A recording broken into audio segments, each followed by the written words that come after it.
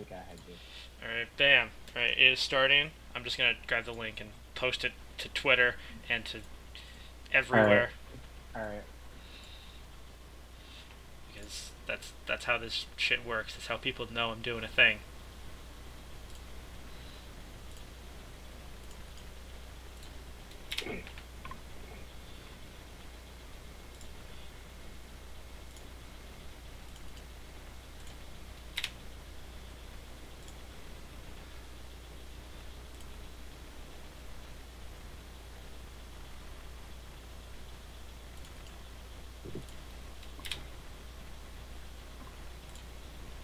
So many chats I have to post this to. It's ridiculous.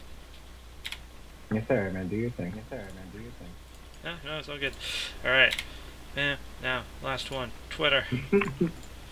Gotta post it to the tweets, man.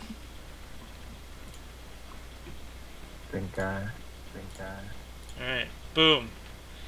We're golden. We're doing the thing. We're live. Hello, my name is Speed Demon, and welcome to the second episode of the Let's Talk Machinima podcast. I'm Speed Demon, your host, and today I'm here with the one and only creator of Chronicles of Brawl, MikeyMurk. That's your cue. That's your cue to start talking.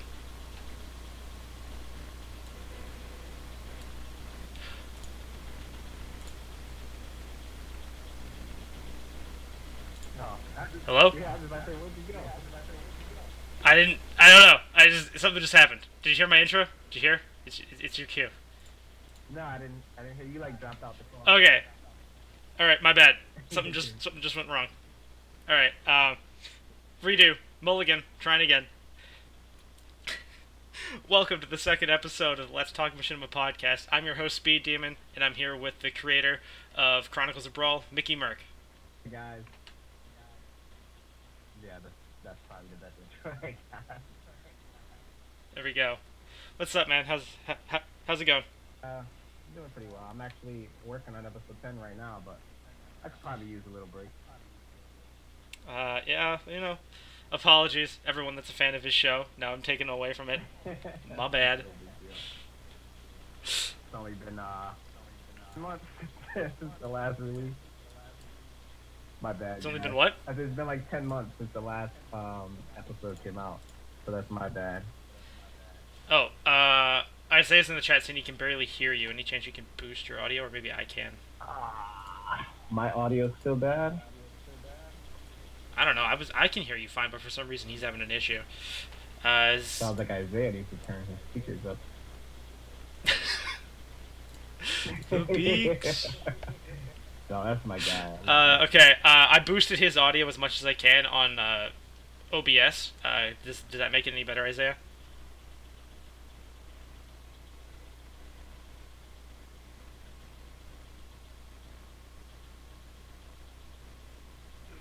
Okay. Well, no. Answer the question, Isaiah. I think. Wait, what? I don't know. He said I think. He said I can barely hear him. Welp, I think. Is there anyone else here that can Confirm or deny? I don't know. Apparently there's 4 people watching, but we'll see.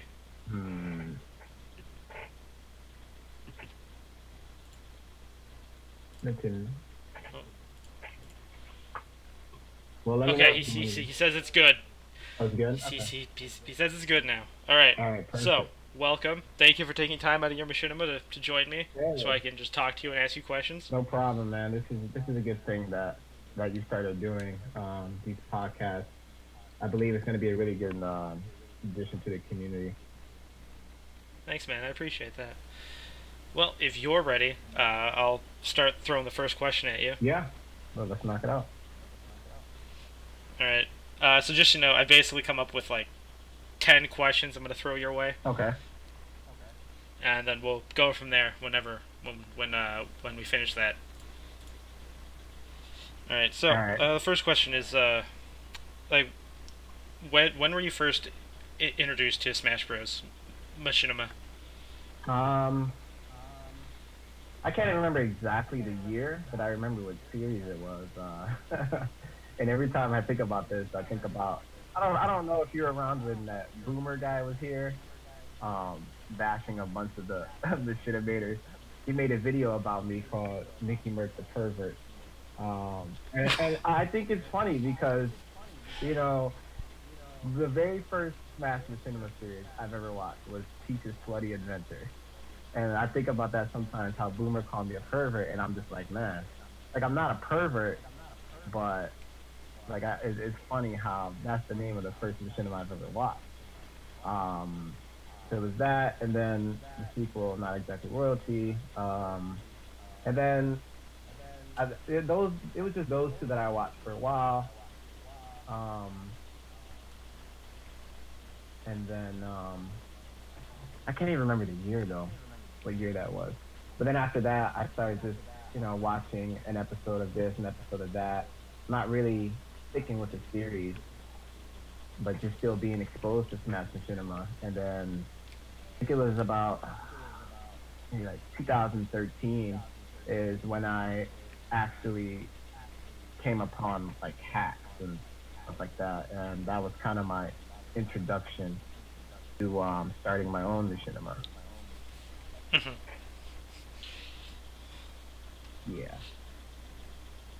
I can't say for certain, but if I recall correctly, stuff like Peach's Slutty Adventure and not exactly royalty. I think they were like 2008, 2009 ish is when they started. Hmm.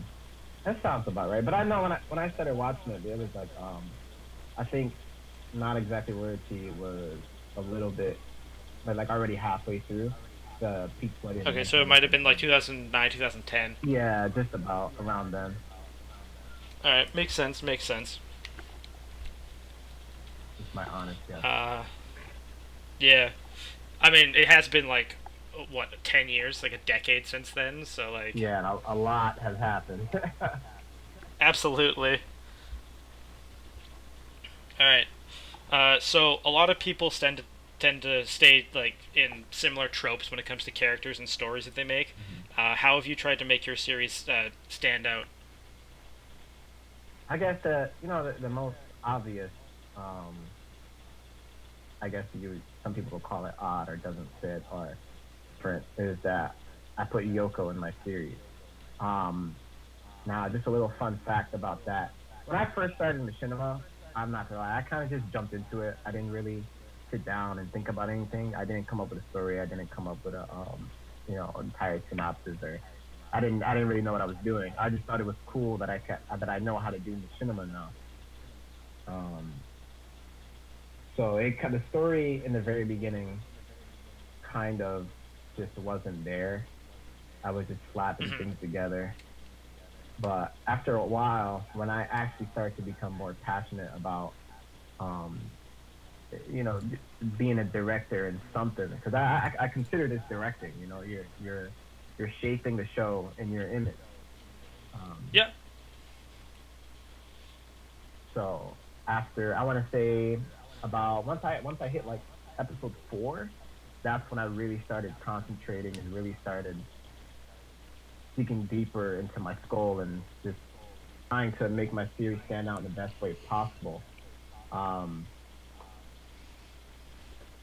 so for me, I think that the direction I'm taking the series. I'm trying to make it a little more darker than a lot of the cinemas. I try to stay away from the whole tournament thing, or the people getting sucked into a game thing, um, or like it being like an online game and stuff like that.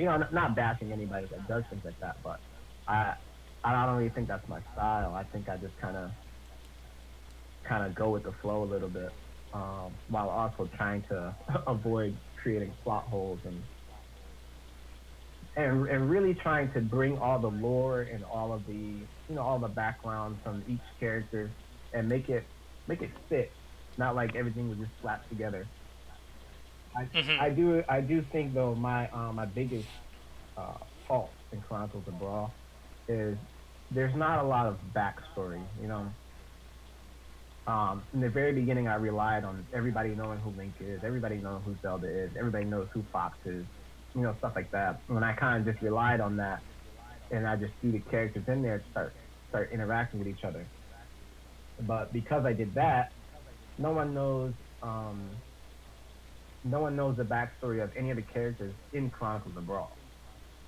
You know, how they get where they were, how did Link and Zelda's relationship was before they start having problems now, before Yoko came in, where Yoko even came from, considering she's from a entirely different universe altogether.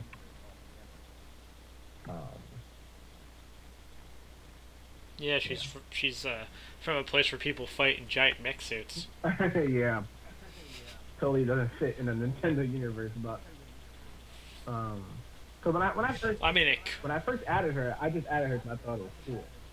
But now don't get me wrong, like I have an actual plan for her in the series, and I mean it's not going to be explained until later in the later episodes. I don't want to give you guys any juicy spoilers.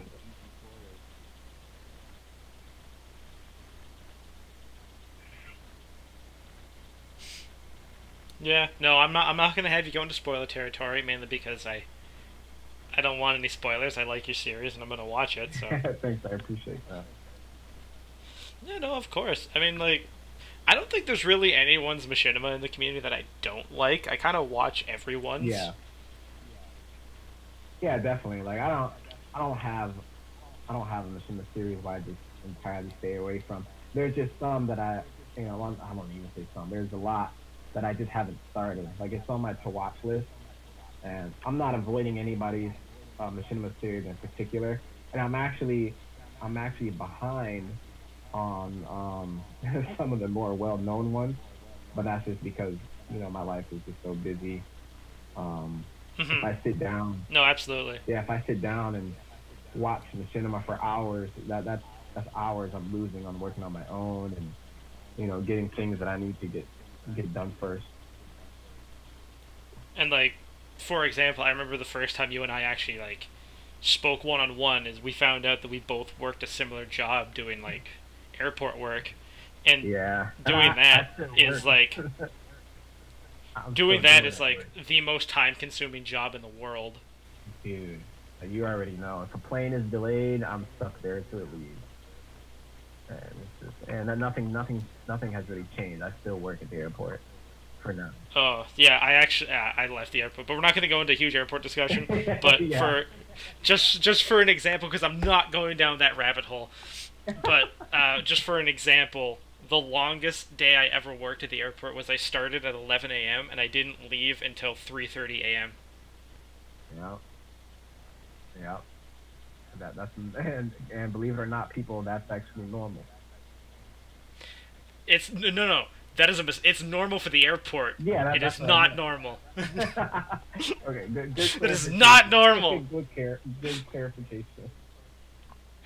All right, getting off the airport topic, back to Machinima. This is not Let's Talk Airport. This is Machinima. Let's talk Machinima. Yeah. All right. Who was your biggest inspiration to start Machinima? To start Machinima? Yeah. Not a particular person per se. I was always like a storyteller person. Back in school, I used to draw comics.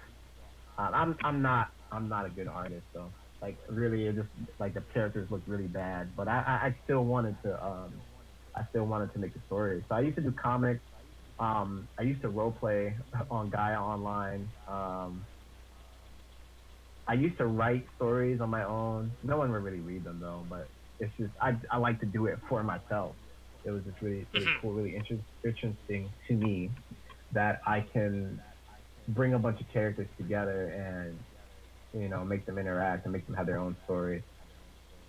So I don't really have a person that inspired me to make Machinima, but I have a person that inspired me to keep going and to improve on Machinima.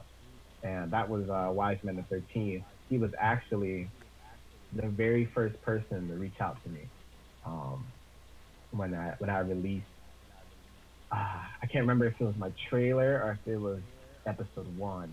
He reached out to me in the comments. He was the very first person that ever commented on my Machinima, like the first comment I've ever got.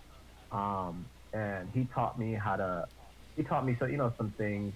I was having trouble with basic stuff like cropping, panning.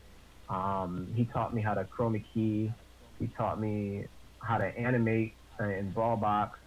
He basically led me through everything. He's the one that introduced me into the community, um, where that's where I start meeting with people and eventually, yeah, eventually how I got here.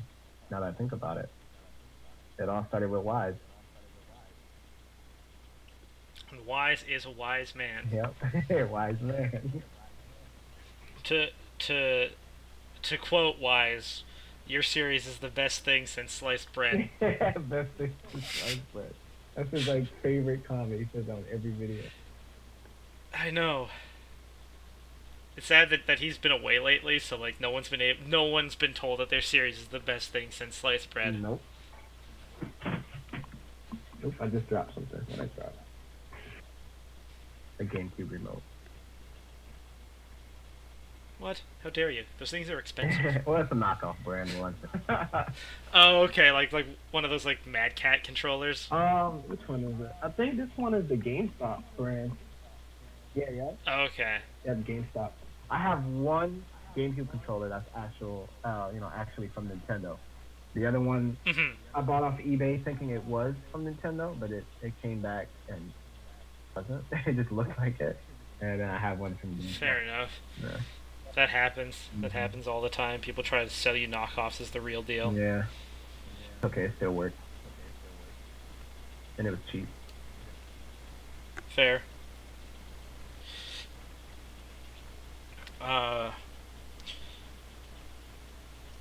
What is the hardest or most challenging part about making a machinima for you? You said hardest part of making machinima for me? Yeah. Man, I think I covered that. Time.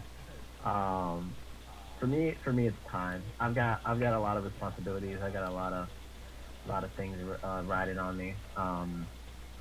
I think it started getting really hard though when I put myself back in school. So I work full time. I go to school full time. I actually have an assignment due in 2 days. So actually, no, it's due tomorrow. I have that. I'm married now. Oh shit! Congrats. I wouldn't say married now because I got married in 2016. So there's that. There's the responsibilities that come with that.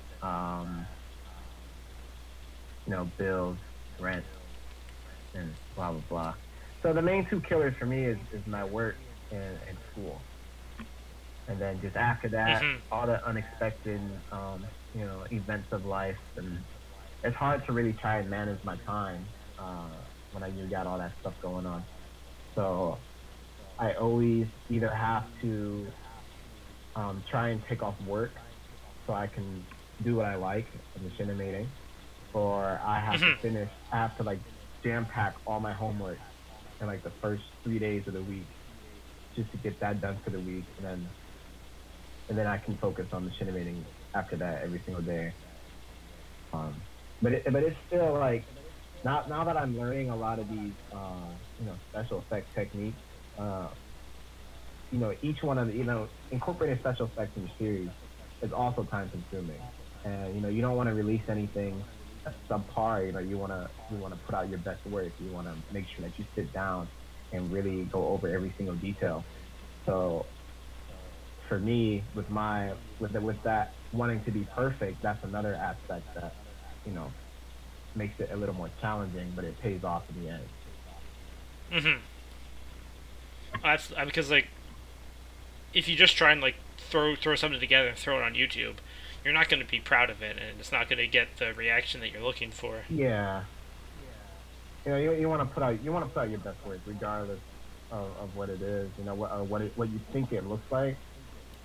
You want to be able, but even if people, let's say you're starting out. You're starting your first machinima episode, and I remember what you were saying in the episode with Smash, how a lot of people feel intimidated because of the work around them. While that is true, you got to remember that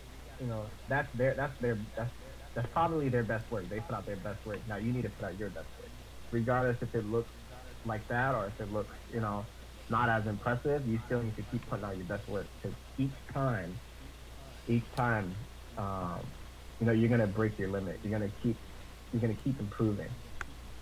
So don't get lazy. don't settle.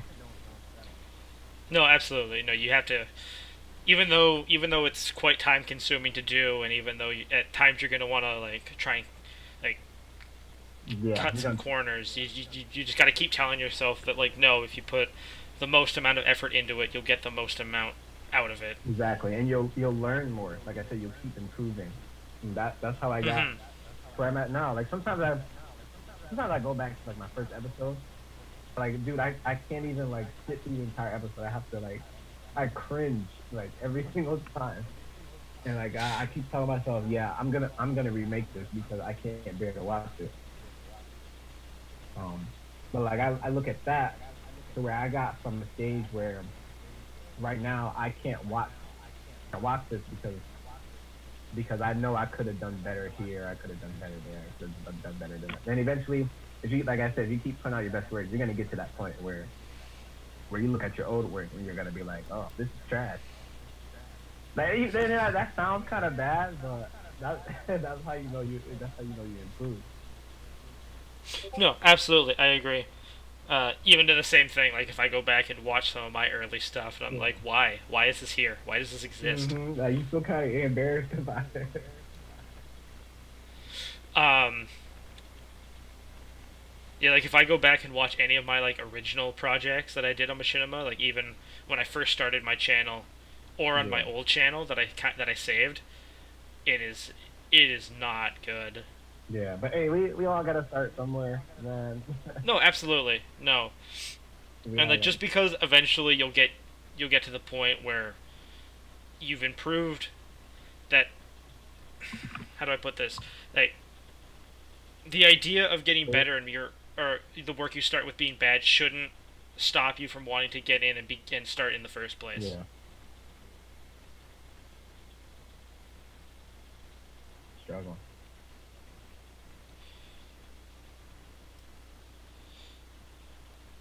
All right, what we Um, got next?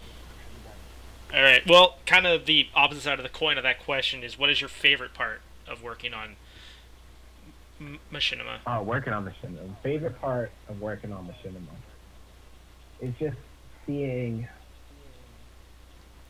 just seeing your work in front of you and knowing that, like, man, I made this. And hold on, wait. You don't hear a lawnmower in the background, do you? No, Okay. no, we're good. Okay, cool. My neighbor's cutting his grass. Um, Come on, man. We're filming a podcast. You're cutting your grass. Jeez. but yeah, being able to sit back and see your work and just be like, man, like I can't believe I put so much time and it doesn't even feel like that. When you love something, when you're doing something that you love, you don't realize how how much time is passing and stuff like that. And just the fact that I can sit here and not feel burdened and not feel like I'm forcing myself to work on this. Mm-hmm. It's like man, Because it's something you want to do. yeah, like I want to do this. Like I'm actually doing something that I want to do. I'm not thinking about other things that I could be doing. Um, Yeah. Actually, going off on that point, I actually have a little story to kind of go into. yeah, go ahead. When I was making, I can't remember if it was episode 1 or episode 2 of my series Smash Games. Um, I had started working on it like relatively early in the morning, and I had actually finished the entire episode in a day over the course of like 14 hours. I didn't stop working on it aside to like eat and stuff. And just because I kept working because it was something I wanted to do and I Yeah. had the time to do it. Hmm. And then like when I finished and I was hitting render, I looked at the time and I was like, "Oh, okay. This has been like my all day." And I Yeah. didn't even realize how much time I was putting into it because I was just focused and I just wanted to work as hard and as And, best as I could. and it's an amazing feeling that, like, once you finish and you put your work out, you have all these people watching what you made. You know what I mean? I mean, I know there's some people that it negatively affects them. You know, they get a big ego boost and stuff like that. Mm-hmm. But it still feels good. No one can deny that. When you release your episode and people watch it and they be like, "Oh, good job, man," or you know, basically motivate you to keep going. No one can deny that. That's a good feeling. Just It is. yeah. It absolutely It's is. unfortunate we have some people who just let it go too far to their heads and Mm-hmm. blah blah blah. But, yeah, I think that's my favorite part. Just knowing, just seeing your work done and looking at all your hard work. Man, I'm here. I did this. That's the best part. Man. Yeah, cool. One slight side question, kind of just going off of that one. Yeah. Uh, are you in kind of the same boat as myself and a lot of others, where by the time you have your episode out and it's up on YouTube, are you just kind of like tired of watching it because you've watched it so many times when you edit it? Dude, man, yes. Oh my god. Like, by the time we finish an episode, we have to have seen the episode about like 1,000 times. Right? So it's just like, unless I'm watching it in like one of Isaiah's marathons, or like maybe making some revisions, so I can improve on the next episode. Aside from those, after I release an episode, I don't watch them. Not for a while anyway. Maybe, Yeah. yeah. Because I You're just sitting there always, like, all right, it's out. Other people watch it. I'm done.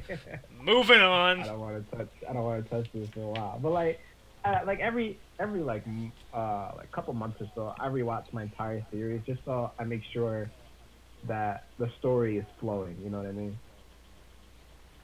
Yeah. No. Absolutely. Yeah. Because you want to stay on track. After a while of, you know, all this creativity going on in your head, it keeps evolving and evolving. But you got to make sure that you stick with the flow of your story. You can't, you know, you get what I'm trying to say. You can't, like, if you're not careful, the whole tone of your series is going to switch, and then you're going to throw people off, and then you might lose some people's attention and stuff like that. Yeah. No, I agree, 100%. Mm-hmm. And besides, and you can't even go that long without watching your series because you have Isaiah, Captain Marathon over here. Yeah, just putting it in Playing. everybody's face. Yeah, I mean, to be fair, I mean, it's a good way to get more people to watch the stuff, and a lot Yeah. of people enjoy it, so, like, kind of in the same vein as doing a live stream like this, it just gets people, gets people to, like, be invested and, like, watch stuff that we make. Yeah, Isaiah's a good promoter. I'd say he's a promoter in our community. Absolutely. We just got to give him like a microphone, and he like stands in a ring, and he can just...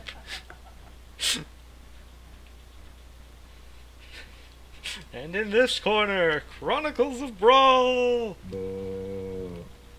Just kidding. Oh, come on! Everyone likes your show. I appreciate that, guys. I really do.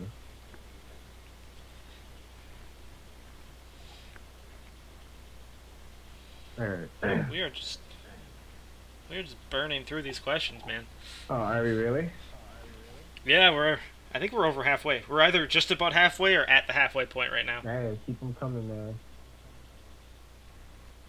All right. We might have touched upon this a little bit earlier, but how did you come up with the idea for your series?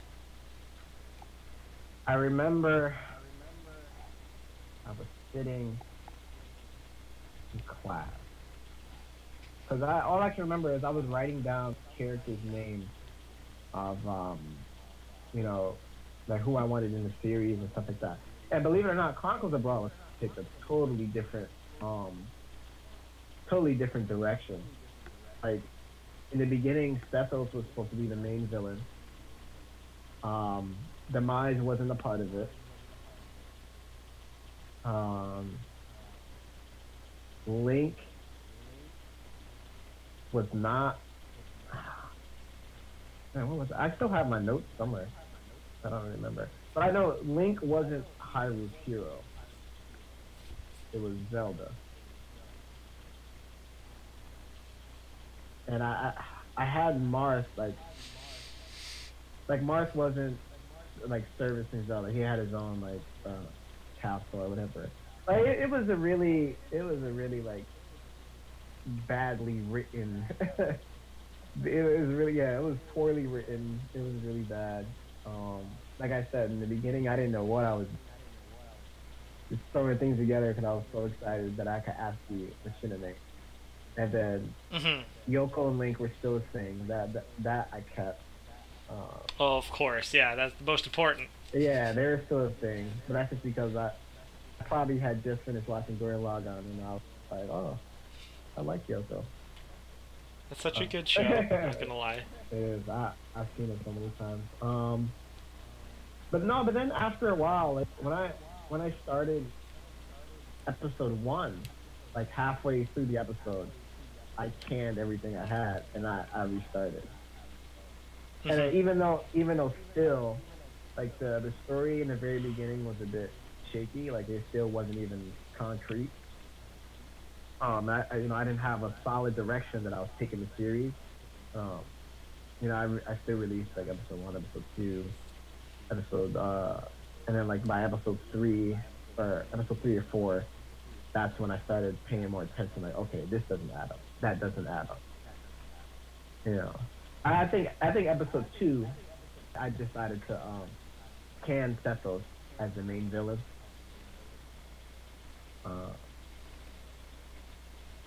And then like literally the story came out of nowhere. Like I didn't have any type of inspiration or any type of I don't want to say template, but like something that sparked an idea. I didn't have any of that. I saw the hat and I was like, oh, I can make Machinima, and then I just started making Machinima. I like to think that maybe that's why some of my techniques are a little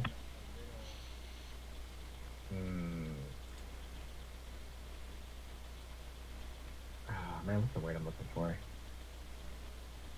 Apparently, there still might be a bit of an issue with your audio levels. Oh, okay, yeah, it's messed up. You can't hear me. Can you hear me? I can hear you just fine, so that's why I'm confused. Oh. I don't know. Anybody else can't hear me? Because I have you maxed out on OBS for audio. Yeah, and I have it. The levels up. Hold on. Let me just double check. Let me open up my. But continuing. Yeah, I don't really have a lot of inspiration for how I started or where I got the idea or anything like that. It all came out of my head. I don't know if that's hard to believe or just like not ordinary. I mean, to be fair, because like I disclosed. Hold on. Okay, someone says it echoes on your side, but can you hear me? Right, so hang on. If I turn my audio down a bit, maybe that'll stop the echo. Yeah. Viola says it sounds a bit muffled, like a lot of bass, not enough treble, but still understandable to me. That might be on my part. I think that's just kind of how your mic sounds. Some of them do that. Let me. I'm gonna change my recording device. Let me know. How's that sound for you? Whoa, hello. Your voice just completely changed, but okay. Is it bad change? No, I think it actually sounds more clear. Hopefully the other people do, but I can hear a bit of an echo now. So you say you can hear an echo? I think a little bit. From my side? Oh, no, okay. I think it's okay now. Okay. Yeah, this entire time I thought that I was using my Mac mic, but I guess it was still going off of the headset. So sorry about that, guys. Okay. Yeah, everyone's like, holy shit, he's transformed. You just went Super Saiyan. Super Merc. Super Merc. Super Merc is here. Merc. I really wish we found that out a lot earlier. Oh, okay, sweet, cool. So audio's good now, guys? Yeah, sorry about that, guys. 35 minutes in. Little, 35 minutes in. Everything's good. Part. No worries, it's all good. Still learning. It's only the second episode. It'll get better by episode 4. Sorry, D-Race. This isn't even my final form. Yeah, he can go Super Merc 3. Mighty Merc. Oh my god, that's amazing. I like that. I like that. I might change my name. Mighty Merc. Mighty Merc. That's good. Wait, okay, right. What question were we on? I got so distracted. We were on how did you come up with the idea, but we did kind of finish that. Yeah. Nah, I will admit though that the name for the series, I honestly don't like my name for the series. I wish I came up with something different, but I was too far in to consider a change, you know. So no, absolutely. Yeah, cause I now that I think about it now, I really wish I stayed away from using things like Brawl or things like that. Like I had my own unique name, not something Smash, something Brawl, something this, something that. Yeah, no, I agree. I kind of feel the same way about my series Smash games. It's just like, it's right there. Yeah. I'm like, Like, if you think about it, like, this series has nothing to do with Brawl. Like, what Chronicles of what Brawl? Like, yeah, it doesn't relate to the game at all. It's Chronicles. I should have just named it Chronicles. That's it. The Chronicles. Could have been the Chronicles of Link. I really wish I think that's one of my regrets. I should have just named it something different. We can't change the past now. Yeah. All right. What's next on our question list? All right. What's next is how has Machinima changed, both as like the community and just in general, since you started? How has it changed? And Wait, you cut do you out think for a it's been second. a good change or a bad change? Oh, you say that. just say like. Wait, go ahead. Oh, My bad. how has the community changed since you started making your series and making Machinima, and do you think it's been a good change or do you think it's been a bad change? Personally, for me, since I have a bad habit of disappearing a lot. Like I said, life gets so busy. Like sometimes I don't log in for like a week or so. But I think there's been a good change. When I first started to make the community, a lot of us were really young. A lot of us, there was a lot of drama back in the day. Even me, I caused some of that drama. I regret that. But like I said, we're young. Young people make dumb decisions. They're a lot more emotional. We definitely had a lot of drama back in the day, and even though it kind of still exists today, it's not nowhere near as bad as it was compared to a couple of years ago. And I feel like we have a lot more support amongst us machinimators. Like there's definitely still people competing. I mean, there's good competition, there's bad, there's bad competition, there's bad ways of competing, good ways of competing, or whatever. But there's a lot more good competing than there is bad competing.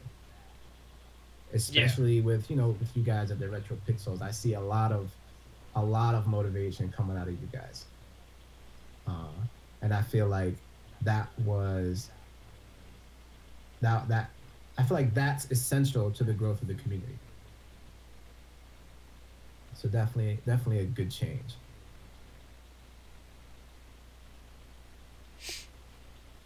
No, definitely agree that the Machinima community's changed, and I also agree that it's been for the better. Yeah, because I can't explain what it was like name dropping, and I don't. Because some of those people, you know, they've changed. They've gotten smarter. They've gotten quieter. However you want to say. We lost some people. Mm-hmm. Like not lost. Like they're no longer, you know, on this earth. I just mean like they're no longer a part of the community. You know, we've lost some people.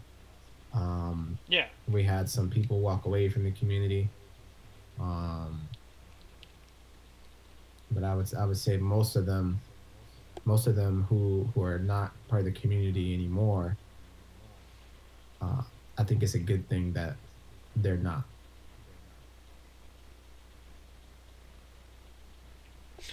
If not trying to sound harsh. Yeah, but, no. But like we could definitely use a lot less, you know, of that toxic behavior. Mm-hmm. Because I kind of touched upon this last time when I was talking to Smash, but it was really challenging to like get into the Machinima community from an outside perspective back in the day. Yeah. And now I feel like we're a lot more open. Yeah. To new people. I agree, because even when I first started, even though I met Wise and he started introducing me to people, I didn't join the official like Machinimator chat room, so to speak, you know, where everybody was, whatever, until like a year later. Because there was a lot of, like you said, it's more open now. Back then, you look at a new Machinimator and you're like, you know, the new guy, you know, he doesn't know what he's doing. You know, his Machinima sucks because he's new. You know, he doesn't. It takes time to improve in Machinima. Time and dedication. And, you know, none of us are getting paid for anything, so it's gonna be on the bottom of our priority list. So when you start Machinima, you're not gonna be as good as everyone else when you first start. But that doesn't mean you should quit or you shouldn't try. Yeah. Which is the biggest thing that you got when you tried to start back then, is like if your Machinima wasn't up to the snuff of the people that have been doing it for years. Yeah. And the internet like attacked you. But yeah, back to what Smash was saying in terms of support. Like, you know, there's a lot more people who would actually support you today. Like even me myself, I'll go out of my way to try and help you. Granted that, you know, I'm busy a lot, and you might send me a message and I don't see it. It's like 4 days later, but I'll still support you. I'll give you the tools. I'll share what I know, and I won't hold anything back, so I can be better than you. You know, it's not that serious, guys. No, it's not. Like, again, you also touched on it before. It's like, we do this as a hobby. We do this because we like doing it and because we want to see the community grow. Exactly. So for anyone that like, absolutely. Otherwise, we just stay the same and we eventually die out. And I think it was a lot of that holding information back, you know, back in the day, and that's why there's a lot. Like, I see a lot more new Machinimators now than I did back then. A lot more people joining a chat room now. Than back then. I think back then it was always the same people. Maybe a new person here or there. Like, even though we changed chat rooms, like if you're here for a while, you'll know the IC3, IC4, which stands for Internet Chat Room, blah blah blah. Like, I started in Internet Chat Room 3. By the time I joined, they had a third chat room, and that's kind of how I split up the era of the community. So I joined IC3, and by the time we got to IC4, it was like the same group of people. There wasn't really anybody new, but now you go through the moon base, and you go down the list. Man, we have so many people in here. Yeah, it's kind of cool to see that we have like some of the original people that did it like 10 years ago. We have people that just started like a few months ago, and like everywhere in between. Right now, we have like 60 plus people in the chat room. I think before it was like 30 or less, so we kind of doubled a little bit. Yeah, and there's a whole bunch of new series. There's a brand new group that started even after us, the Retro Pixels. Yep. There's another Machinima group that started. Yep, I saw that relatively recently.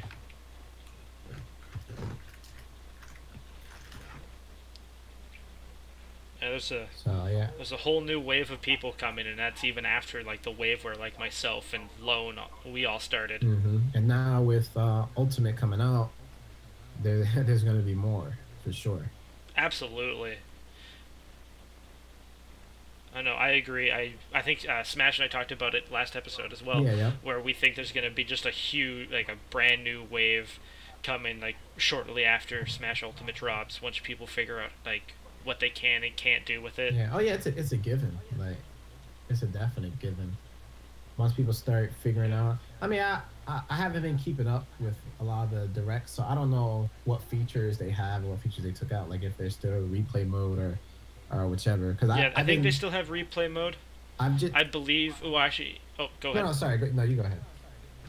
Oh, I said, yeah, they still have replay mode. I've heard that they might have even introduced like a more free camera mode just based with the game without hacks. Okay. That hasn't been confirmed yet, but I know Smash was talking about that like the other day in the Discord chat. Yeah, so definitely like with every new game, there's either new tools or they're just characters that people get excited about. And they're more interested in coming into community. Like cough, cough, Inklings and Lone. Cough. Like for me. Oh, sorry. So weird cough right there. You're alright, man. Just drink some water. Yeah, absolutely. All right. But for me, you know, I've only I machinimated off of Smash 4 once, and that was for newcomer. I got through 2 episodes, and I don't know. Like the reason I canceled newcomers is because I couldn't bring the show to in my image, you know, what I wanted it to be. Because I couldn't, and I guess this is kind of my limitation. I couldn't utilize what the game had to offer. You know, the only way I can get something, the only game that I can use to get what I want is Brawl. Because I know, you know, I know all the hacks, texture swapping and blah blah blah. You know, I know all the get arounds of Brawl. So for me, it's easier to get what I want in Brawl. Like I'm not trying to take the easy way out, but I just couldn't do what I wanted to do with Smash 4. I don't know if that makes any sense, but no, it absolutely does. Yeah, and because like once you understand how like the Brawl Machinima works with like the hacks and everything, it's and if on some ways easier, in some ways more difficult. I'm very particular about my work, so if I can't, if there's no way I can get it to the way I wanted to get it, then I'm gonna lose interest, and I'm gonna keep prioritizing other series over the one I'm trying to make, and then it just feels like a useless struggle at that point, and I'm just inconveniencing myself. So that's why I had to cancel newcomers 2 episodes in. It's not a good feeling. I mean, it's not as bad as Ludus that got 1 episode in and then canceled. But that one was strictly due to how little time I had that I could offer to a second series. And right now, even though I have a lot less time, because I'm not sure if a lot of people saw my update, but I'm not sure if a lot of people saw my update that I was going to bring Ludus back. Even though now I have less time than I did back then, I have some help. Like I'm not making Ludus alone. So after I get this Chronicles of Brawl episode out, me and Demon are gonna work on bringing out Ludus. And then I'm gonna just try to keep flipping back and forth with the 2 of them. Yeah, no, that's a smart way of doing it, because that way you're not trying to focus your time on like 2 things at the same time. You do one and then the other. Yeah. And I've actually learned a lot of useful techniques, and with my school and everything, where I'm trying to incorporate and practice with Machinima. So that's another thing. If I can't incorporate what I learned in school with with another engine like Smash 4, or even when Ultimate comes out, if I can't utilize what I learned in school in there, then it's more of a reason why I'm probably gonna stay away from machinimating with Ultimate or machinimating with Smash 4, because at that point it just doesn't, it's not useful to me. Mm-hmm.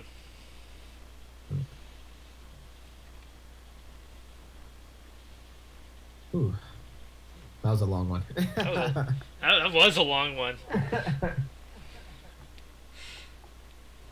To be fair, we also finished the question like 10 minutes ago, but then we kind of went off. But hey, it's all right. No, it's all good. All right, so we have kind of touched on this one before here and there, but I have to know, why was Yoko made a main character in your Brawl Machinima? Alright. Like I said earlier, I just thought she was cool. You're just like, oh man, Gurren Lagann was a thing. Yeah. Let's do it. I was a really, I don't want to say sad person, but I was just really, I was too excited. I was too excited that I learned how to texture swap. And because before when I watched Machinima, I didn't know about texture swapping. I just knew that people used the game, to make a Machinima. That's all I knew. I didn't know you could texture swap. So when I found out about texture swapping, I thought I was the first one to do it. Me being naive and not having watched Machinima in a while, I had immediately was like, oh, I'm the first one to find out texture swapping. I'm gonna do something crazy. I'm gonna throw Yoko in there because she's one of my favorite characters. At that time, I didn't have any type of plan for her. I didn't have a backstory for her. I didn't have a reason why she was even in the Nintendo universe to begin with. I was just like, oh, texture swapping, Yoko, cool. But now it actually works because like I hinted before, I have a plan for her that actually makes sense, believe it or not. Mm-hmm. And I've kind of already hinted that the Gurren Lagann universe exists somewhere in Chronicles of Brawl. I don't know if anyone caught that in what episode was that? Episode 7, I think part 1. Part 1, episode 7. At the very end, Yoko hears a voice, and it's actually Kamina's voice. That I had to find an episode and like get the whole episode and then extract the audio, cut the audio all the way to a certain, his most famous line or whatever. So it was from that point on that I'm gonna have to rewatch that now. Yeah. It was from that point on that, like, once I had my plan, like Yoko's purpose, once I had her in the series, now I can start, throwing the hints out or whatever. Mm-hmm. So anybody who's watched Gurren Lagann and remember Kamina and stuff like that, they would catch that. I'm not saying you didn't catch it. It's probably actually, it's funny that it was your series and like Yoko being in it that made me go and watch Gurren Lagann. Oh, really? Yeah, because for a while, I watched Dragon Ball as a kid, but that was the only anime I watched for a very long period of time. Yeah. And then in more recent years, I have slowly gotten back into it and watched more and more. And then seeing this character, I was like, oh, where does this come from? And then I found out that it was from a show called Gurren Lagann. I'm like, well, I gotta watch this now. Yep.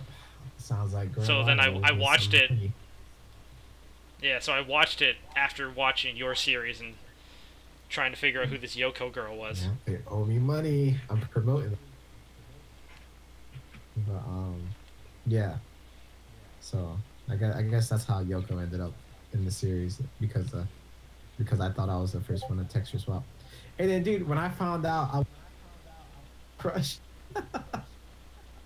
What? Your mic kind of cut out there for a second. I said when I found out I wasn't the first person to texture swap, man, I was crushed for a little bit. But you know, I was like, you know what, I should have expected this. Yeah.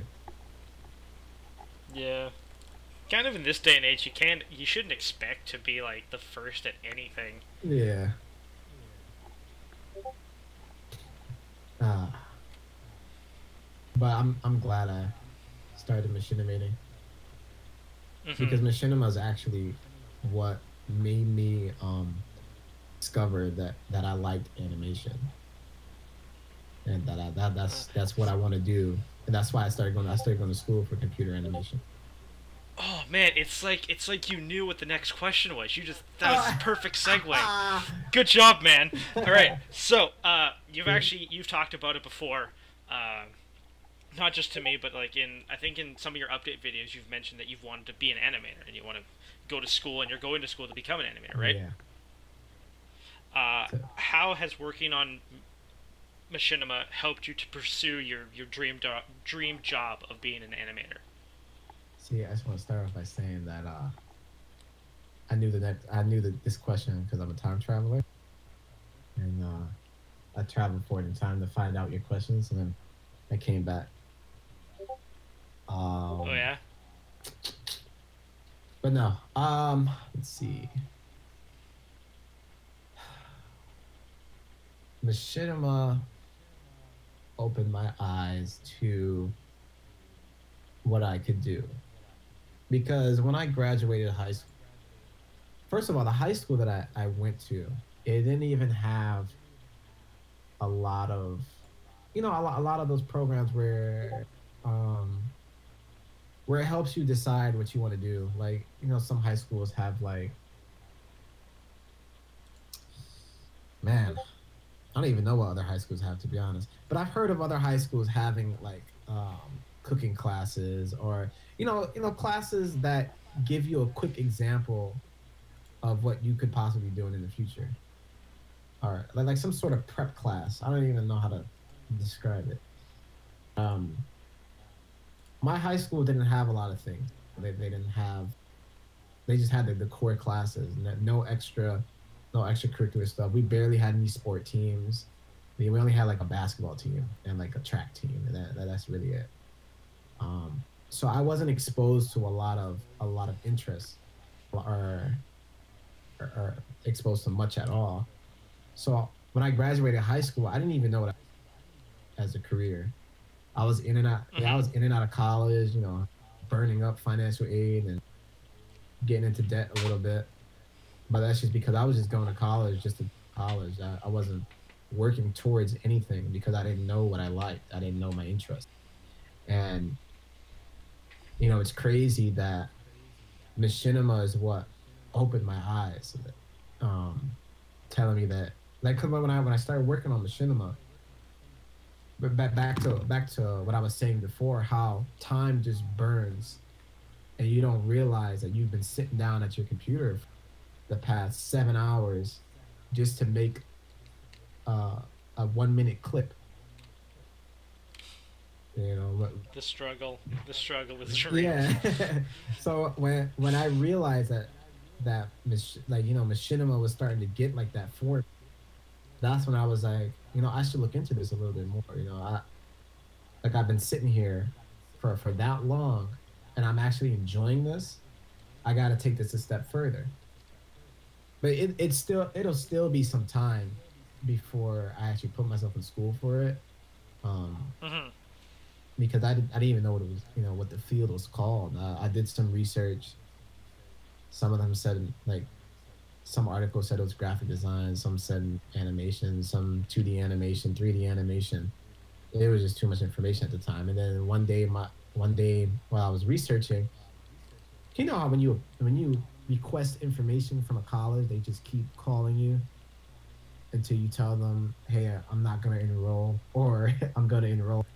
And they just blow up your phone. That's basically what my school did with me. But since I was already interested in going to school, I got all my answers from them, and I made them answer all my questions. And then still, I didn't enroll in that school a year later. But Machinima was like that doorway. It was that introduction, like a test trial.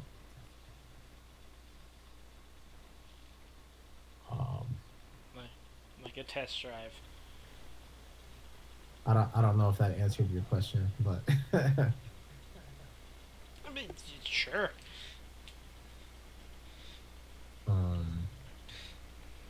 But yeah, like man, don't be afraid to try new things. You don't know it's gonna teach you. You don't know where you're gonna go with it.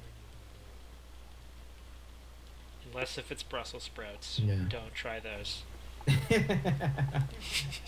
it's definitely is that this whole journey, this Machinima journey has booster. I was really shy when I first started, and I was really shy. I was really quiet. I didn't know how to communicate. I didn't know how to express myself, and when after a while of being in the community, I realized I was opening up more and just being more comfortable overall with showing people my work. So, I don't know. Like, it seems kind of cheesy, me saying it.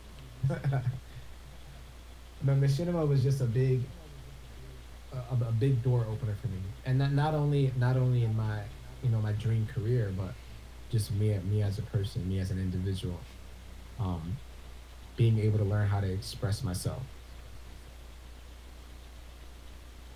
I feel like Machinima did that for me.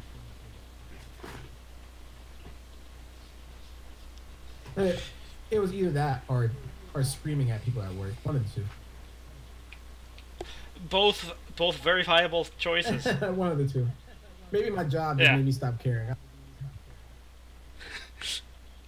Could be.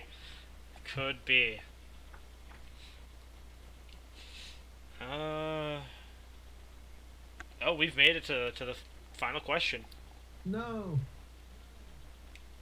Oh, that's okay. There's a little segment after this as well. Oh, yay. Alright, but the final question is, same question I asked Smash last episode, same question I will probably bring up for my last question of every guest. Okay. Where do you think Machinima will be, like, as a whole, within, like, the next, like, 5-ish years? Community, huh?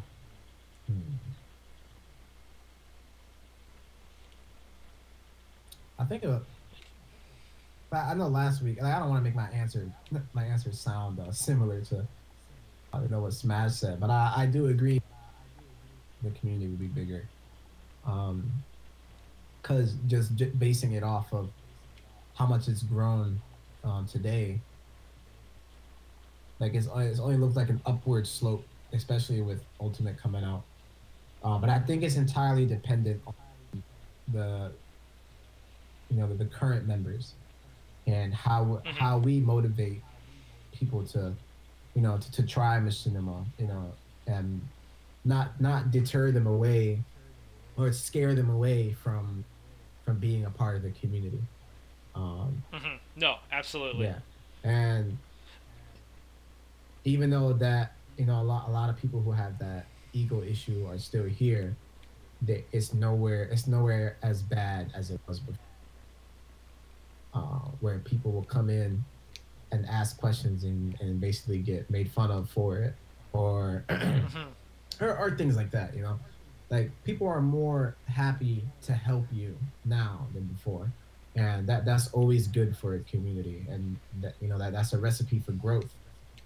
So I only see the community growing if we keep improving how we are now.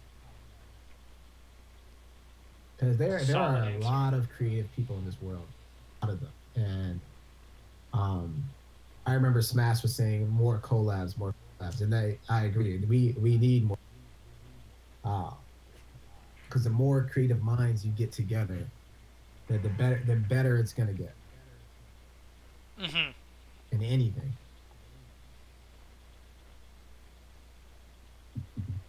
So. Yeah. So can't do everything on your own forever. Nope. Not at all. I really wish I had a Machinima team for Chronicles of Brawl. I'm not gonna lie. But just imagine the level of productivity if there was actually like a group of people who worked on one machinima, or not even one machinima, just like one project. Yeah, well, that's the problem though. It's like because everything we do is for fun and for free for the most part. Yeah. It's like it's hard to ask someone to take time away from their own project to help you with yours. That's true. And it's the same thing with voice actors too. That holds back the production of machinima. You know, most of, well, and you know, all the voice actors I know of, they all voice for free. Yeah. And, you know, doing anything for free, we can't expect their full attention. You know what I mean? Because like just like us, they have lives, they have jobs, they have to take care of. You know. Yeah. No. Absolutely. Some dude, somewhere in the country, ask you to provide your voice for free for nothing. You know, and machinima doesn't really open the doors for recognition. So anyone seriously looking to voice act, they're not likely to do it. Cause man, I've gone through voice actors left and right, and like, even recently, I had someone agree to do Zelda, and before they even recorded a line, they quit. Which Jeez. Yeah, which you know I'm not upset about. Like I said, I can't expect to have their full attention if I'm asking them to do it for free. So if anybody wants to quit, that's fine. You know. Yeah, like I've never had an issue with someone having to like change someone's voice. Yeah, it's not. Just, it's not. Pleasant. It's like it's not pleasant, but like you can't expect people to always be there. Yeah, honestly, my advice, like I've learned this, is to like once you have your voice actors, or actually before you have your voice actor, this would be better. Come out with as many scripts as you can, and when you ask them to do lines, send out all the scripts. Like it may be a bit overwhelming, but if if they're committed at that point, they'll do as they're willing to do. So that way, even if the voice actor does quit, you have lines for X amount of episodes until you have to find someone new. You know what I mean? Yeah, 100%. I agree. Smash said he has a question for me. I'm nervous. Oh, go for it. I'm nervous, Smash. Don't be nervous. He's your friend.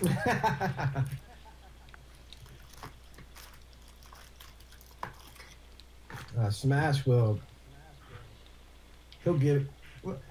One thing I love about Smash is he'll give it to you. He'll give it to you straight. Doesn't hold back any punches.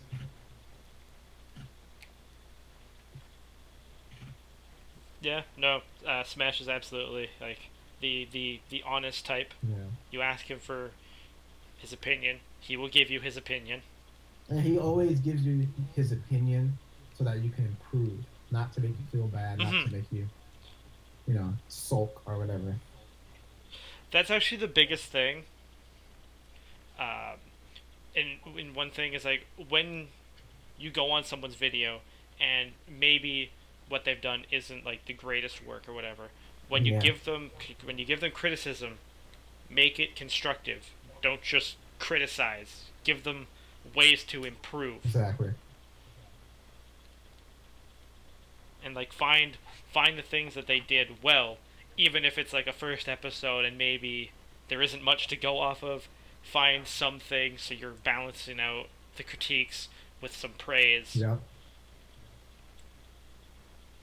So that way they aren't like overwhelmed with hate.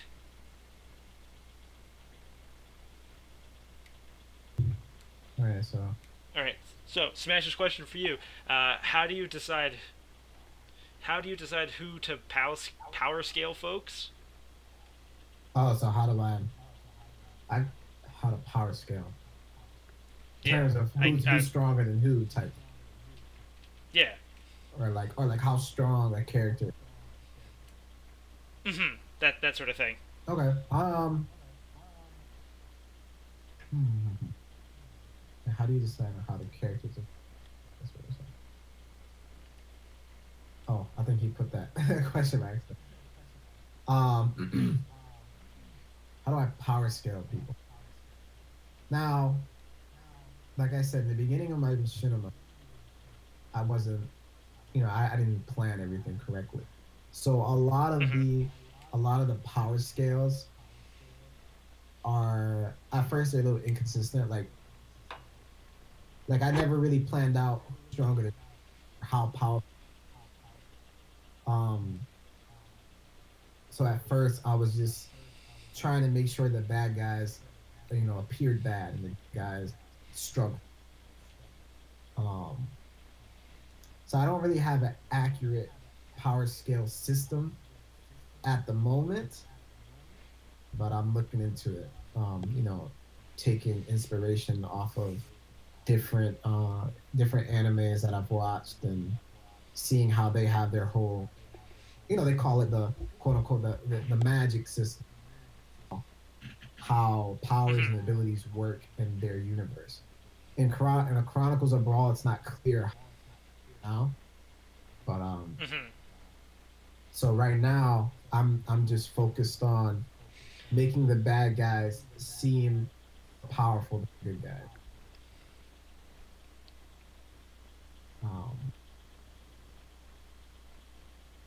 So yeah. So one last question from Smash. How do you decide on how the characters affect the story and vice versa? How do I decide on how the characters affect the story and vice versa? Sorry, I always repeat the question in my head and it makes me think better. No worries.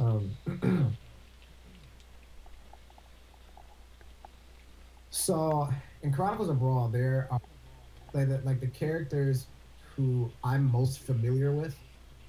I've played their games. I know their backstory is. Like for example, for like Legend of Zelda, which a lot of people already know that's probably my favorite Nintendo, and my Nintendo favorite Nintendo game franchise. Legend of Zelda is my favorite one, so that's why Link, Zelda, and anybody from the Zelda series, they'll probably be more elaborated into the story because I know I can dig deeper into their character, portray them better. And then, other characters, if they're a side character, supporting character, it all depends on my knowledge. Because I don't want to, I try to make everything accurate. In terms of the universes, abilities, and so on and so forth. I try to make things really accurate to what people are familiar with. So if I'm not familiar with a character, they're gonna be a little minor. That's why Mario and Luigi don't have a lot of screen, because out of all Nintendo games, believe it or not, I probably play Mario, and I've had a lot of criticism. Growing up, my first introduction to video games. So that's why Sonic is kind of like the second main character. Link is the main character because I'm more. There goes Legend of Zelda, Sonic, Metroid, and Star Fox, and then the rest I've picked up a game here or there. So it's just like, so that's why Peach in Chronicles of Brawl is a little inaccurate to her character in Mario itself. Like, she doesn't act like how she would. And besides, I was kind of getting of the whole high pitched voice and her being really, absolutely, being really ditzy. Like I started doing that in the beginning. Like, people who watch my series, they notice the voice change in Peach, like episodes 1 through I think 4, and then after that her voice got a little bit more serious. So I changed her character there because I was tired of the high pitch. Oh, Mario! Yeah, it was getting really irritating for me. Well, you can actually do that voice surprisingly well. It was getting really annoying. Isaiah's got some competition for best female voice, male voice actor. But no, we give that to Isaiah, okay? We give that award to Isaiah. So man, really, we should do the Machinima Awards. That should be a thing we do. That should be a thing. I'm dead serious. That should be a thing. But no, like so that's how I decide on who affects the story more. It's on my knowledge of their game series. Fair enough. And then of course, I add my own. Oh man, wow, that was close. I was about to drop a spoiler, like unconscious, subconsciously. Oh, I was about to drop a spoiler. I'm glad I didn't do that, but I'm trying to incorporate everybody's stories, like how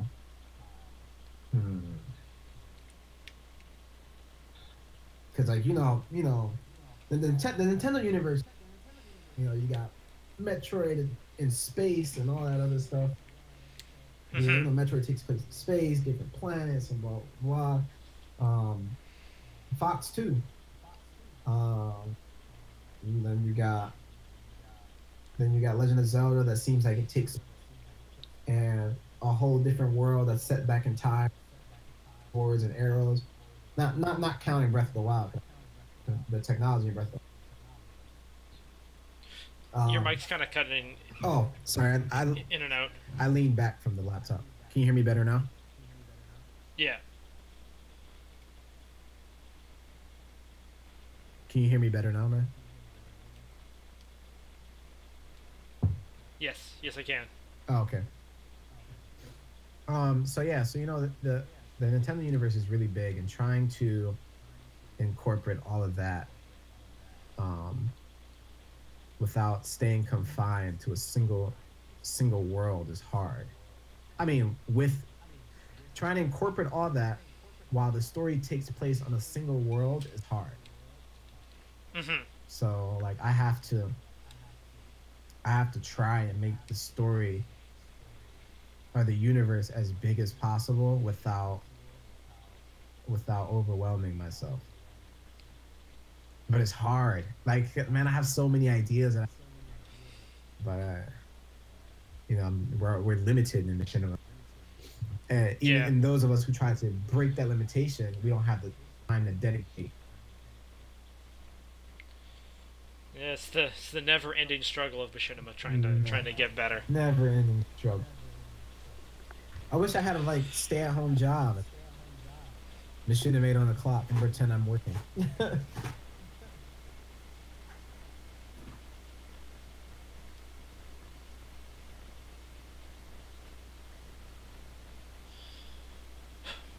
All right, I think that's all the questions. All the questions. Anybody else have questions? All right. Well, I've been talking your ear off for like an hour and 20 minutes. Oh. So, if you have any questions towards me, feel free. Well, what made you? I can't remember if Smash answered this one in the last podcast. But what made you want to start these podcasts? Or maybe somebody else answered. What made me want to start the podcast? Well, I've been wanting to do a podcast for a while. I didn't know how to start one, or I didn't know what it was going to be about. And I went through a phase where I was doing like vlogs. Yeah. And I did an episode that was called Let's Talk Machinima, and it was the most viewed episode of the vlog I did. And then I thought, and I wanted to take that idea and kind of make it into something more. So I took the idea of that one episode of my vlog where I talked about anything related to Machinima, and then I wanted to make that into its own standalone thing where I bring people on and talk about Machinima with the people that make it.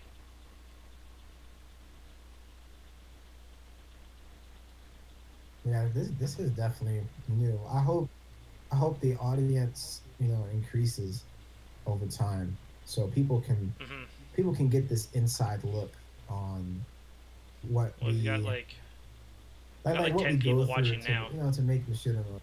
Now, not for anyone to feel sorry for, because it's fun to us, but just so people have absolutely have a better understanding of that we're people too. We go to work, we leave our house all the time, or we have things to do. Unfortunately, as much as we want to, we can't sit at a desk all day and make Machinima as much as we want to. If Machinima was a paid job, man, this would be oh my god, I do it in a second. Man, I do it forever. Forever. I'd love to do this. Oh my, I'd never stop. I'd keep doing it. But unfortunately, it's not how the world works. Unfortunately. So just kind of putting myself in the past a little bit through your shoes. I want to ask you what challenges did you encounter first started getting into Machinima? Like, how was it for you first starting out? Okay, so while this channel, my Speed Demon channel, is only I started in 2011, I think. Mm-hmm. I've been making videos for over 10 years now. Like the channel, and or when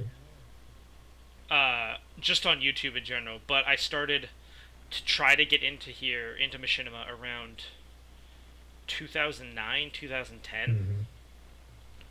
And at that time, I was in middle school.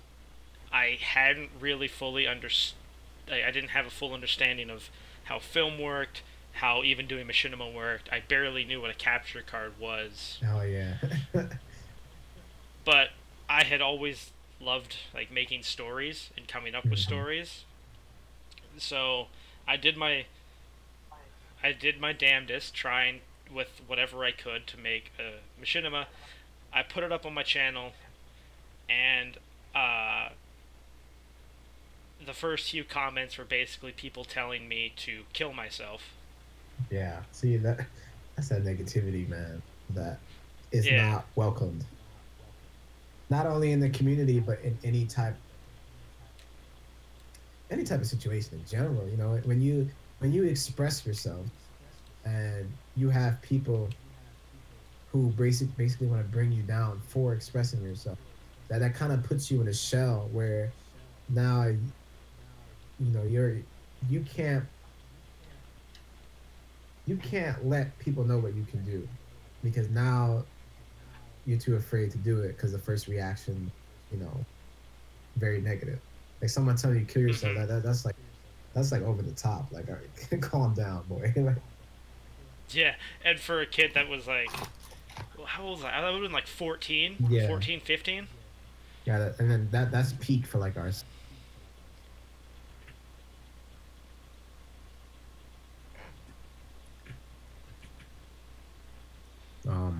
But man, what other question I got? That's when I started. Yeah, it was back then, and that was. I should have prepped some questions because I know you.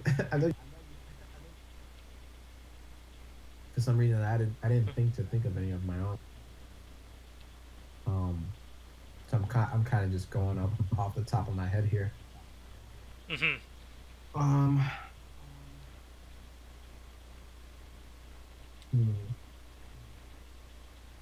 Just firing back some questions you asked me. Was there anybody that when they saw you, I guess when they saw your Machinima, maybe your first positive interaction with somebody from the community, was there anybody that tried to teach you a little bit,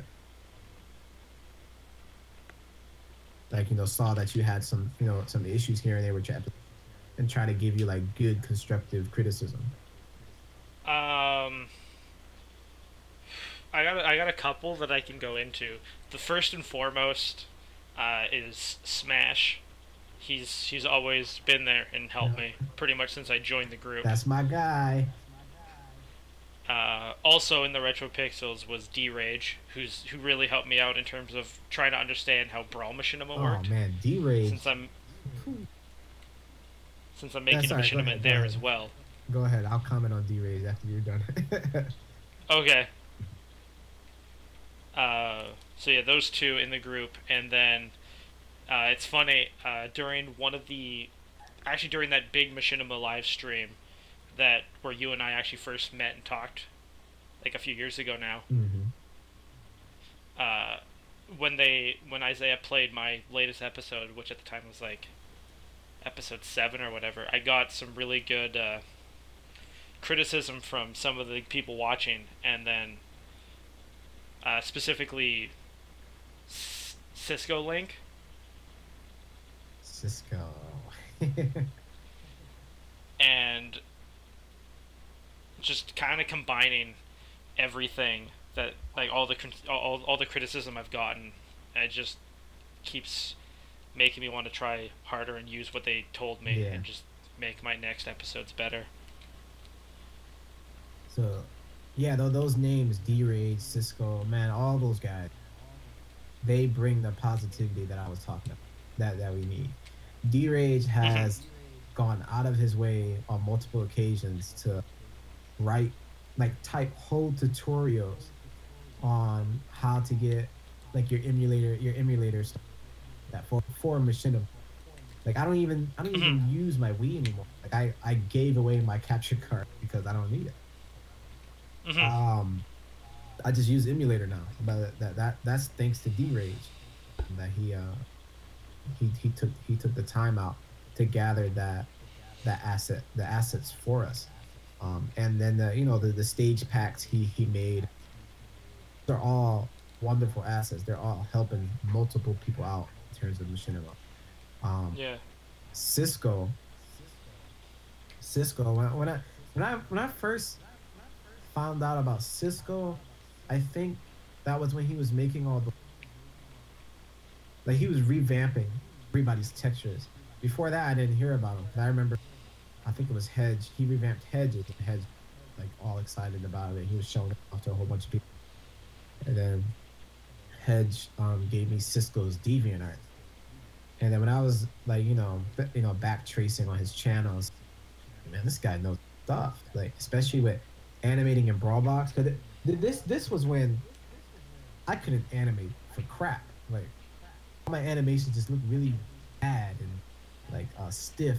And I know a lot of people in my earlier episodes, you see, like, Sonic's. It is the creepiest thing ever. That was because of I didn't know how to animate the eyes. But when Cisco came, this taught me all of that. I don't know if he remembers, but I used to just, like, ask him questions back to back to back. And he never stopped helping me. He still helps me today. Granted, we don't talk as much as we used to but all I gotta do is shoot him a message or shoot D-Rage a message, and they're right there, man.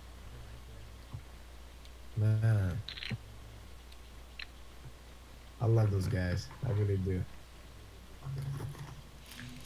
Cisco's probably. When you have the people that are, go for it. Cisco, I'm waiting for him to drop a machine. I know he's got a lot of other stuff going on Machinima related, but man, that guy, he needs to make, like, Machinima, like a full series Machinima. That guy's got a lot. I think he brought it up that the possibilities out there not that long ago in the Discord server. Yeah. But we'll see. Hopefully. Like, I remember I collabed with Cisco once, and that was for that Digital Shadows announcement we made, I think 2 years ago or a year ago. And, like, literally, I had an idea for an animation. I told him about it, and 20 minutes later, he sent it to me. That's amazing. And it was like, dude, this animation is so, like, Like I wouldn't have even known where to start with it. It was really intricate. It was like a complex animation, and he made it just like that. Yeah, when people know their stuff, they really know their stuff. Yeah, they do. They really do know their stuff. But the thing I like about Cisco, another thing I like about Cisco, even though he has all that skill, he doesn't let it get to his head. No, he's and that's kind of how those are the kind of people that I like kind of respect the most, is the ones that like have the talent, are willing to share it, but are also like the most humble people. Yeah. I mean, it's a little what's the word? I guess you could say off-putting, or that some people will use his work and they'll forget to give him credit, like quote unquote forget to give him credit. But that's another thing. Like if you get help from somebody, give them their credit. Like regardless of whatever little work they did, make sure you give them their credit. Mm-hmm. Like some of the animations, like Link's walking animation is being used now. That came from Cisco. Like in I think I started using it on episode 8 or episode 9, one of the two. But yeah, that Link's walking animation, that came from Cisco.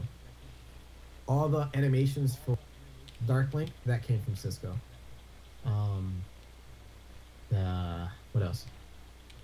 I know he did some other animation, but I can't remember off the top of my head that I used them in other episodes. But it was. So you get the point. Smash it, I'm spilling tea. I remember there was a short I made like a year ago, and I grabbed a few pictures of like the Retro Pixels guys. Yeah. And without realizing it, one of them was a picture that Cisco had drawn. And he commented and was like, "Oh, hey, that's mine." I was like, "Oh, I feel bad. I just took his picture." Yeah, but I mean, at first, like, if you don't know, that's different. But then, like, if someone approaches you and say, like, "Hey, I made that," and then you give them their credit. Yeah, like I have no problem if someone comes up to me and is like, "Yeah, hey, I did this." I was like, "Oh, dude, that's sweet," and then I give them credit. I was like, "Yeah, no, it's." I got nothing against that. I usually like. If I use somebody's animation in my episodes, I usually put all the credits in the description. Not because I don't want to put them in the video, but because by the time I finish my episode, I'm too excited to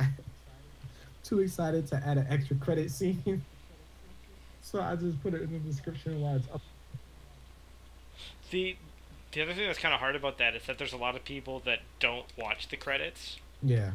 So then they wouldn't see the thing anyway. To be fair though, that's actually one of my biggest pet peeves, is that you get the people that ask you like, what song is this, or who voiced this character, and it's like guys, I got credits for a reason. It's in the ending. When people ask me what songs I use, I'm not gonna lie, I don't answer. I feel kind of bad, but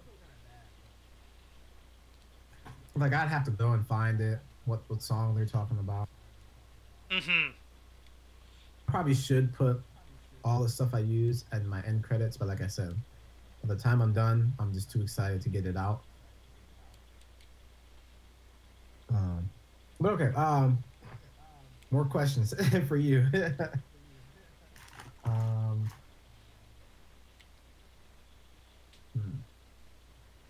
many Machinimas have you seen? I know I told you that I haven't seen a lot, but like, oh my god, I don't even know if I could count them all. Well, okay, so you've seen a lot. Yeah, because the first series I saw was Smash King. A lot of people talk about Smash King, and yeah, a lot of people always find it. It was funny. I watched Smash King for like the first. I think when I found it, it had about 7 episodes. It was the episode where they chase the monkey. Now, here's another fun fact. And before I say it, I just want everyone to know I don't have, I don't have anything against anybody's machinima or anything like that. But I've never seen Smash King. And I always get I'm kidding. I always get that reaction. I mean, mine was a joke. Oh. It's not that big of a deal.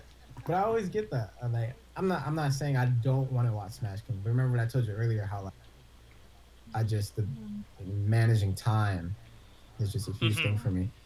There's a lot of machinimas I haven't seen. Like, I think the only machinimas that I've really watched are that I know. You, Smash, Isaiah, Head, people that I encountered when I first got into the community. Those are really the only ones that I've watched.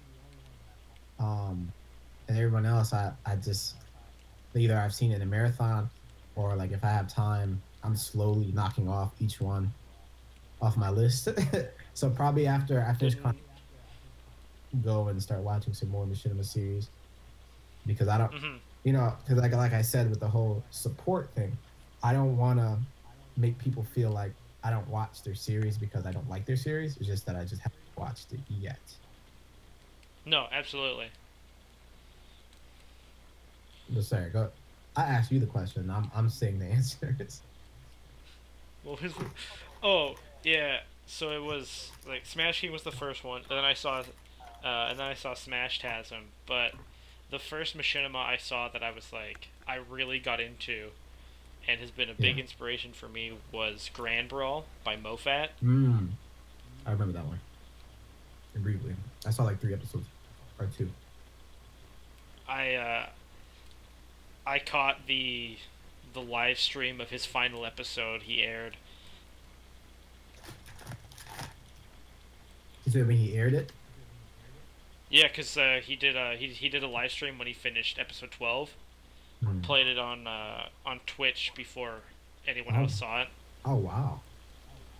Which, fun fact, is actually an inspiration for what I'm planning when I get to the end of Smash Games, where I'm going to be doing a live stream of the entire series up to episode 13, which is the final episode. Yeah. And then live streaming the final episode before I upload it to YouTube. Oh, okay. So like when you get to the final episode, you'll play everything, and then the final episode, and then put the final episode on YouTube. Yep. That's pretty cool. I was thinking of doing something like that, like having like a live release for episodes. But if I do that for my schedule, it probably won't. I usually have things upload, and then I let them release. I let them release while I'm sleeping. That's fair. Yeah, no, I'm definitely gonna have to find a day and then like probably book the day off work. Yeah. Just so I can be around, which wouldn't be bad. I don't mind missing work. Oh, I gotta pay for tuitions. I hate missing work. I hate being at work, but I hate missing work. Yeah. Any fear I had of missing work and like not being around kind of went away when I was in the hospital and missed like 3 months. Oh man, I didn't know that.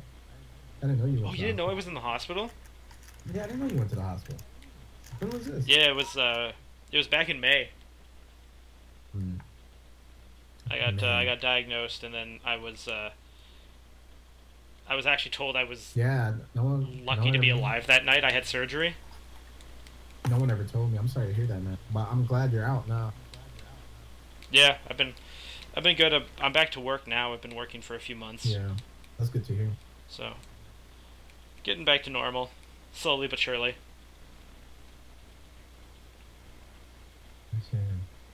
I don't really think I have any more questions, to be honest. Well, I mean, it has been like an hour and 40 minutes. It's Ooh. Oh, wow. yeah. You got like 10 people watching. Yeah, we might want to call all these people who's... What? But yeah, no. I really like this podcast. I really did. Well, I'm glad. I'm glad people are liking it. I'm glad people are continuing to tune in and watch it. So that's nice. That's nice for me.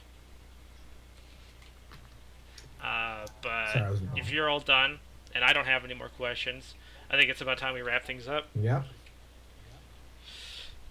All right, well, thank you for joining me today. No problem. It was a lot of fun. Invite me back sometimes.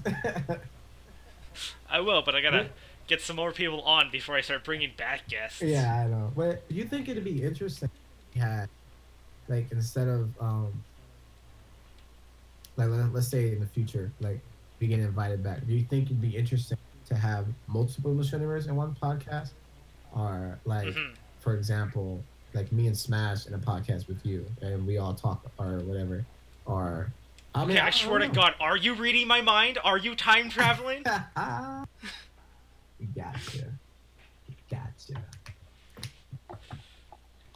Are you, like, seriously, I was actually thinking about getting both you and Smash on here at a later episode. Hey, I mean, we both worked at an airport. Yeah. Wait, what does that have to do with anything?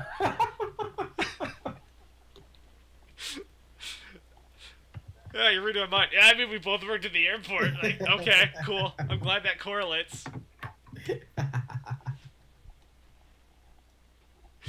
Alright, this has been a lot of fun, though. I appreciate you coming out. I appreciate everyone that sat here and watched and listened. Thanks for having me. Thanks, everyone, for listening to me talk for an hour and 40 minutes and listening to Speed. Yeah. It's been a lot of fun. I have fun with this podcast.